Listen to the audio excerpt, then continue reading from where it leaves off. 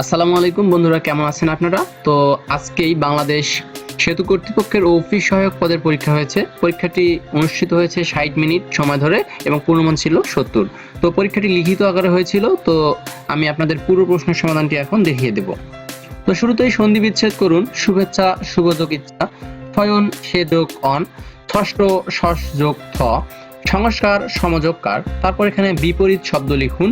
অসীম সসীম, সংশ্লেষণ বিশ্লেষণ, স্থির গতিশীল অথবা চলমান, বিশ্রী সুশ্রী। তারপর এখানে এক কথায় প্রকাশ করুন।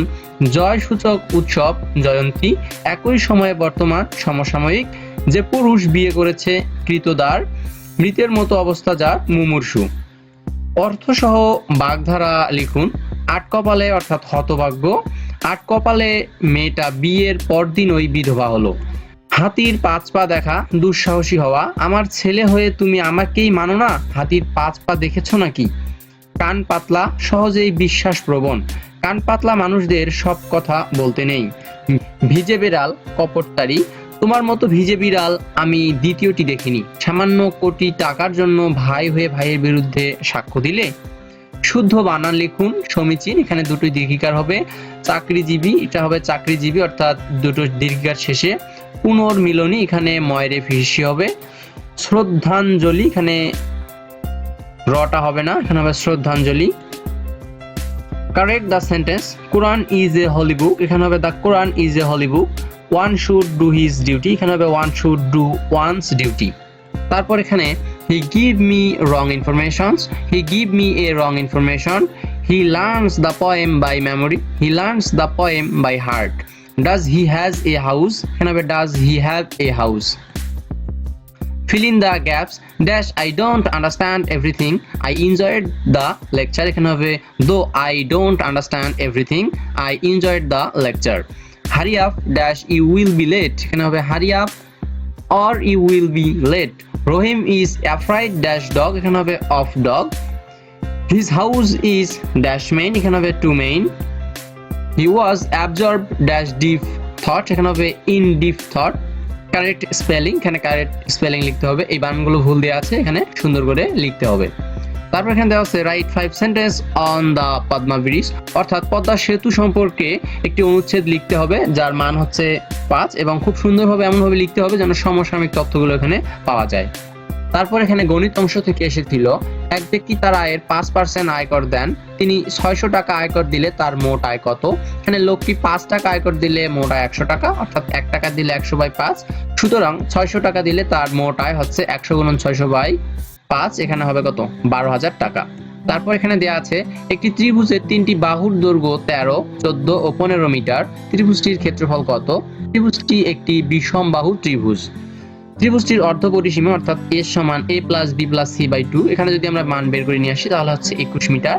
এবার ত্রিভুজটির ক্ষেত্রফল সেটা s × s - a × s - b × s - c। তো যদি আমরা মান বসিয়ে দিয়ে ঠিকমতো ক্যালকুলেশন করি তাহলে আসতেছে 84 অর্থাৎ 84 বর্গমিটার। একটি আয়তাকার বাড়ির পরিসীমা 44 গজ এবং ঘরের দৈর্ঘ্য 36 ফুট, ঘরের প্রস্থ কত।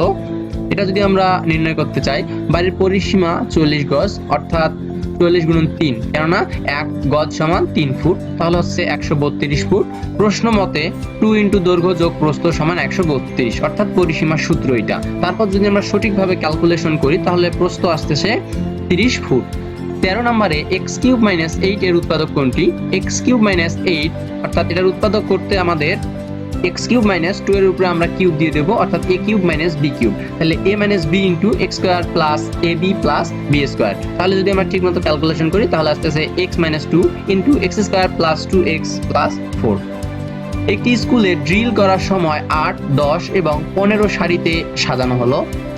ওই স্কুলে ন্যূনতম কতজন ছাত্র রয়েছে, অর্থাৎ আমাদের এখানে লসাগু বের করতে হবে। যদি আমরা লসাগু করি তাহলে আসতেছে 2, 5, 4, 3 অর্থাৎ 120, সুতরাং ওই স্কুলে কমপক্ষে 120 জন ছাত্র রয়েছে। তারপর এখানে সাধারণ জ্ঞান অংশ। 71 এর ডায়েরি কে লিখেছেন, এটি লিখেছেন সুফিয়া কামাল। সড়ক পরিবহন ও সেতু মন্ত্রণালয়ের ইংরেজি নাম কি, এটি হচ্ছে ministry of road transport and bridge. Bangabandhu Sheikh Mujibur Rahman টানেলের দৈর্ঘ্য কত, অর্থাৎ কর্ণফুলী টানেলের দৈর্ঘ্য কত, যেটি হচ্ছে 3.32 কিলোমিটার। আন্তর্জাতিক মাতৃভাষা দিবস কবে পালিত হচ্ছে? এটি হচ্ছে 21শে ফেব্রুয়ারি 2000 সাল থেকে। পূর্ণরূপ লিখুন আইডিবি, ASEAN, OPEC। আইডিবি এর পূর্ণরূপ হচ্ছে ইসলামিক ডেভেলপমেন্ট ব্যাংক। ISEAN এর পূর্ণরূপ হচ্ছে association of South East Asian nations. OPEC এর পূর্ণরূপ হচ্ছে the organisation of the petroleum exporting countries.